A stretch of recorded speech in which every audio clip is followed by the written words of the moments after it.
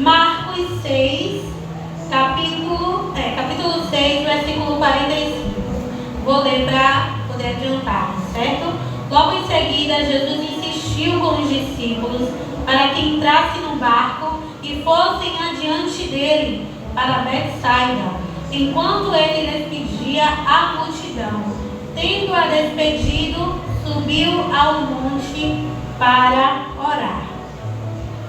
Eu estava pedindo uma mensagem a Deus. Na verdade, já tinha estudado sobre algumas mensagens durante a semana, mas essa foi uma que Deus ele estava bradando no meu coração. E estava dando uma pesquisada, aqui na Bíblia. Não fala somente dessa história, que é uma história, não fala somente essa história aqui nesse livro, mas também fala no livro de Mateus e no livro de João. Só que eles contam de forma diferente. E uma pessoa que talvez não consiga entender a Bíblia, interpretá-la, ela vai começar a pensar que a Bíblia está se contradizendo. Por quê? Porque em Mateus, em Mateus fala que os discípulos estão indo para Genazaré. Em Marcos, aqui fala como ordem de Jesus para ir para Betsaida, eu acho que é assim que pronuncia, Betsaida. Em João, eles falam que estão indo para Cafarnaum.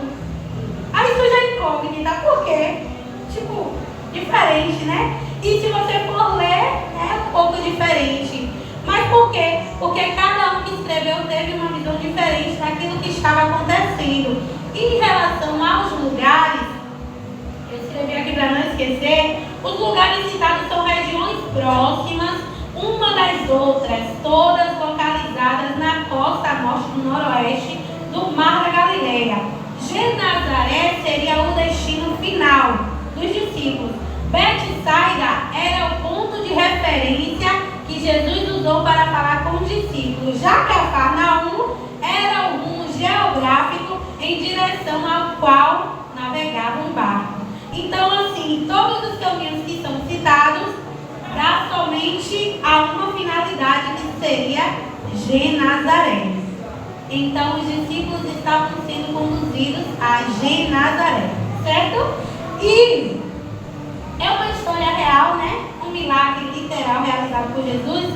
E o primeiro ponto, eu tenho 2 pontos para citarmos rapidamente aqui. Que o primeiro ponto é o posicionamento de Jesus. E o segundo ponto é o posicionamento dos discípulos. Jesus, ele está ali, se despedindo daquela multidão, e ele manda que os discípulos sigam em frente, porque ele primeiro vai ao monte orar. E depois Jesus ele vai se encontrar com os discípulos. E aí os discípulos seguem, Jesus vai para o monte. E com isso, Jesus ele já nos ensina um posicionamento.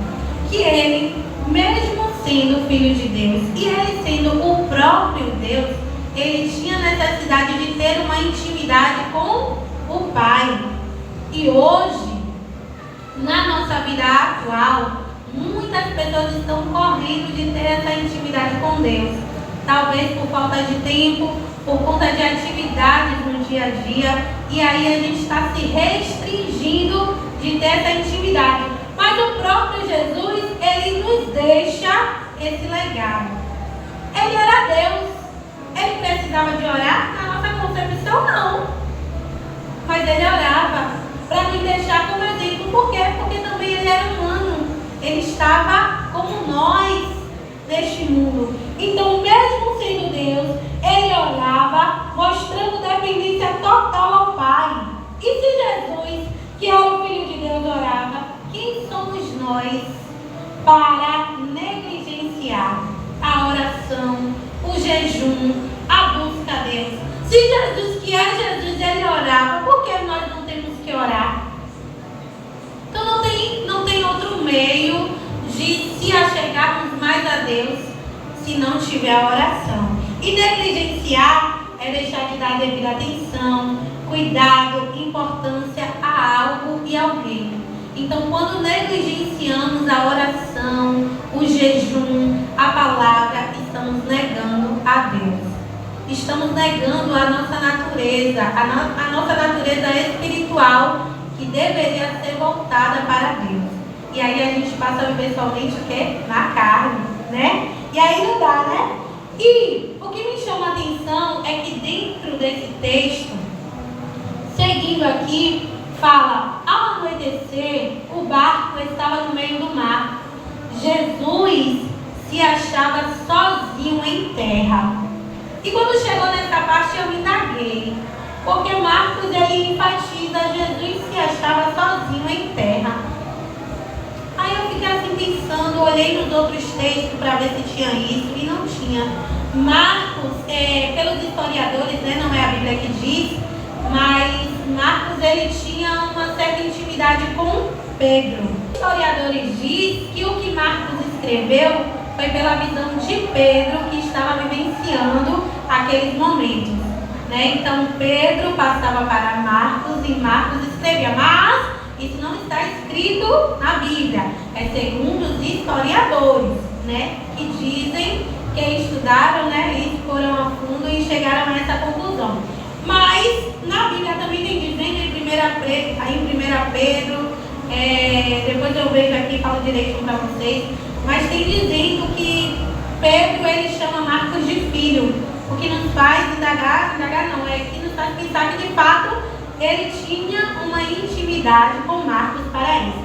Mas me chama a atenção quando Marcos fala que Jesus se achava sozinho em terra. E aí eu começo a pensar, mas por que Jesus ele se achava sozinho em terra?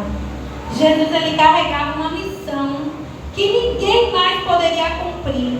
E por isso, em muitos momentos da vida dele, envolve solidão, separação, silêncio, mas sempre uma comunhão com o Pai. Então assim, Jesus ele já sabia o preço que ele teria que pagar pela humanidade. E eu acredito que era um peso muito grande. Ele demonstra pra gente que ele tinha um momento no secreto ali com Deus. E a gente precisa ter esse momento também no secreto com Deus. Só que, quando eu vejo Jesus sozinho, eu começo a pensar também que talvez, naquele momento em que ele estava ali em terra, ele também se entristecia. Como? Com pessoas que ele pregava a palavra, mas não dava crédito a ele.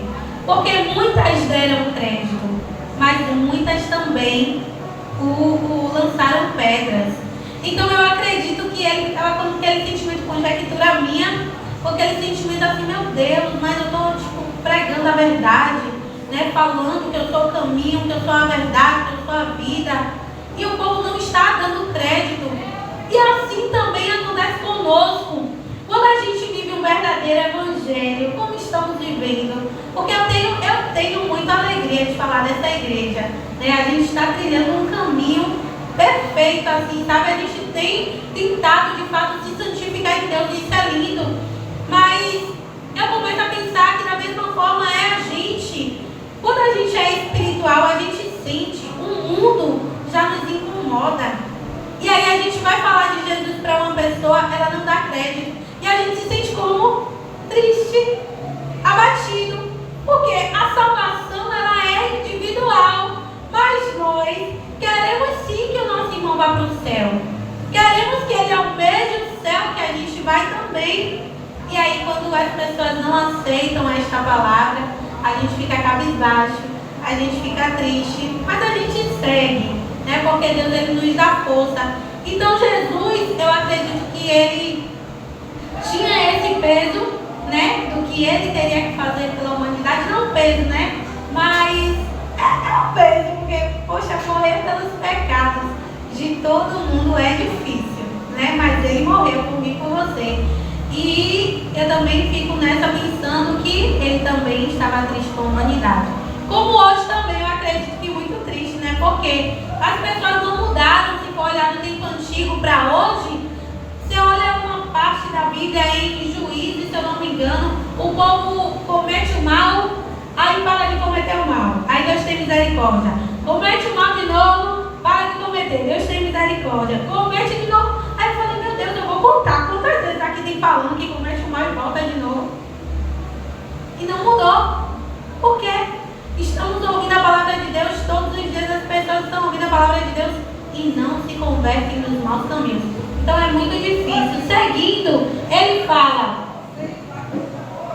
ele viu os discípulos remando com dificuldade, porque o vento soprava contra eles na alta madrugada. Então Jesus se dirigiu a eles andando sobre o mar e estava já ao ponto de passar por eles. Quando viram andando sobre o mar, pensaram que fosse um fantasma. Então gritaram, pois todos tinham visto e ficaram aterrorizados. Então, na alta madrugada ali que os discípulos se encontram naquele barco, começa um vento muito forte. E aí Jesus chega do nada, né? Chega do nada andando sobre o mar. Até eu e você ia se assustar. Por favor, né? Ia se assustar de ver uma pessoa andando sobre o mar. Mas a paz dos discípulos andava com Jesus o tempo todo. E ainda assim duvidavam. E hoje a gente também é assim. A gente comete os mesmos erros. Deus faz um milagre na vida das pessoas e as pessoas vão e desacreditam de Deus depois. Tem pessoas que Deus fez um milagre tão grande, assim, curou de coisas, sabe? Muito grande. E aí depois sai da presença de Deus. Tem pessoas que Deus dá uma bênção extraordinária, aí depois vai e larga Deus, sabe? Deixando tudo que Deus deu. Não, deixa lá.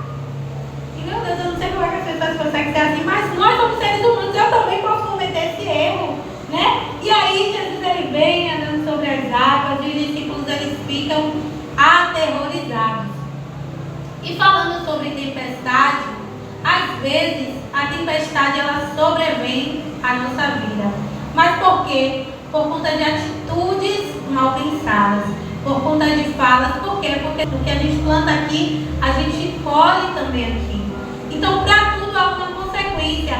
Claro que existem situações que é Deus de fato querendo nos ensinar algo, mas tem situações que é nós mesmos que causamos, e a própria Bíblia fala do que se queixa o homem dos seus próprios deleites, né? Então tem coisas que nós mesmos causamos. Então aqueles discípulos eles ficam aterrorizados. E na nossa vida, quando acontece algo, a gente se desespera, a gente fica desesperado, falando, meu Deus, e agora? Esquecendo que Deus, o homem do milagre, está ali com a gente. E aí Jesus ele chega, né? Só que o que me chamou a atenção aqui também é que no versículo 52, fala assim, Marcos enfatiza a questão de eles não tinham entendido o milagre dos pães. O coração deles estava endurecido. Lembra assim superficialmente, eu achei que não fazia sentido aqui, né? Não encaixava, eu falei assim, mas nas outras não tem. Eu falei, não, pra que ele escreveu isso aqui? Não encaixa na história, sabe? Mas depois olhando, eu falei, não, eu acho que ele escreveu isso aqui pra gente fazer sentido com a parte do vento, da questão, né, da tormenta ali. Pra quê? Pra gente assemelhar que por conta do coração endurecido dos discípulos, talvez tenha acontecido aquela tempestade. Então assim, os discípulos estavam andando com Jesus, mas endureceram seu coração. Porque se você voltar aqui atrás, você vai ver a multiplicação dos pães, onde os discípulos falam assim para Jesus, isso exigiria 200 denários. Devemos gastar tanto dinheiro em pão e dar-lhes de comer? Então, Jesus ele queria providenciar, né, a comida para o povo, o alimento sólido.